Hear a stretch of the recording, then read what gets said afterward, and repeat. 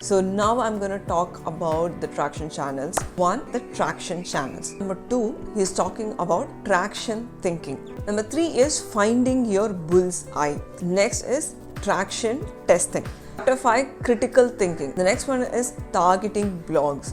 Number 7 is publicity. In fact, this chapter was very interesting to me as well, where the author is asking us to go follow reporters related to our segment. For example, let's say you are in healthcare and some reporters on Twitter or LinkedIn or Facebook who write about healthcare domain, follow them, go comment them. This doesn't bring in traction or bring in PR story like right immediately, but you keep doing it for some time, at least for 6 months to 1 year, and then when you have a concrete milestone, let's say you've got a funding of 2 million or you've got customers who are paying, which is objectively very good, that is when you approach them and then ask them for a story.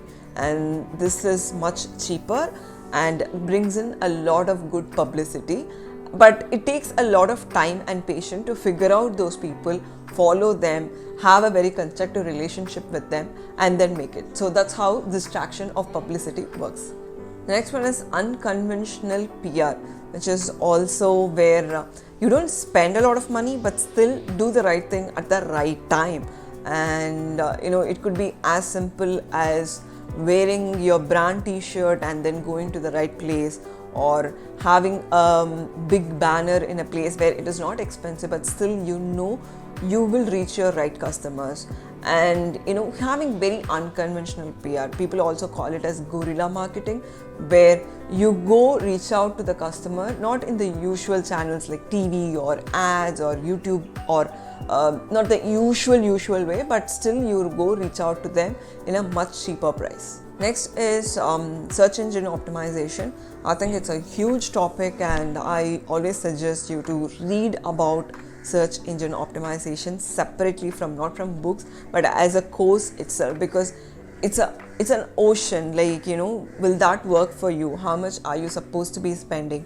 How much are you supposed to be giving importance to search engine optimization is very, very subjective, and you have to understand your product as well as how this whole system works, where of course the author is giving some tips like you have to have a longer keywords because the takers are usually lesser. You have to pay attention to the search engine optimization scores you get from the platforms, and these are good things, but don't go with this book, but go take a thorough bigger course. The next chapter is about social and display ads, where it is not always having it on Times of India cover page or the Hindu cover page.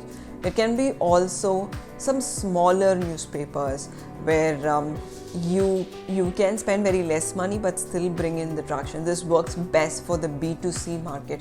Let's say you are starting something like an e-commerce site where the customers come and buy dresses, clothes and other stuff which is very consumer related. But I don't think this is the best option for B2B business or an enterprise business. But yeah, this is much cheaper, and at the same time, as a step number 1, you can reach out to your customer like right immediately. In chapter 11, it's about offline ads, and I don't think I have to explain you too much about offline ads, where you having big posters, having big banners about the product, which is actually it is very expensive.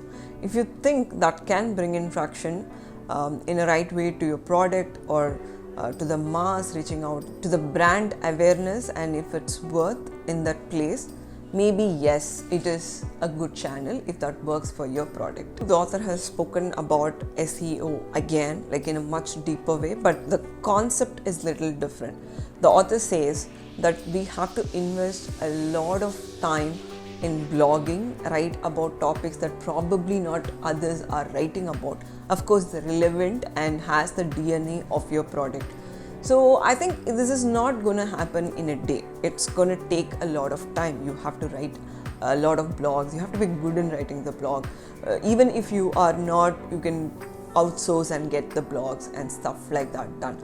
But when it comes to SEO, it's a long game. It's a very, very long game. And what I suggest is hire freelancers who are good in SEO, who are good in writing blogs and then writing good things. Hire them and then give this responsibility to them.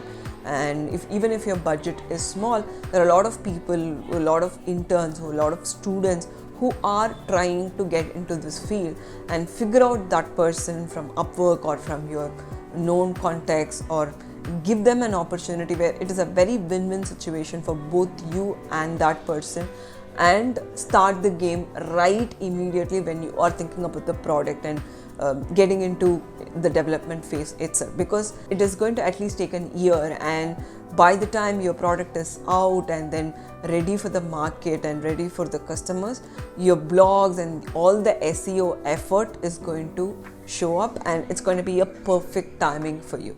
So hire someone, learn about it, and try different types of SEO. That would work the best. Next is about email marketing.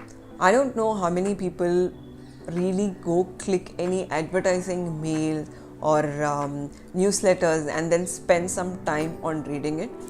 I personally don't, but in general it brings in a lot of traction. Even when there is no LinkedIn anymore, there's no Facebook anymore, there's no Instagram anymore, the mailing list that you have is a proper asset that you own, and you can reach out to them whenever you want, and this is going to be a very, very good asset for your business as well. So start this.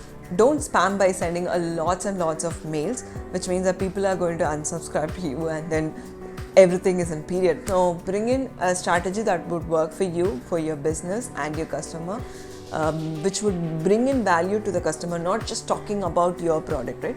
It is also about talking about the customer, what would work for them, what in general works for them today, what could your product be giving to them as an extra value add. Talking about these things make it a little interesting for reading your personal mails.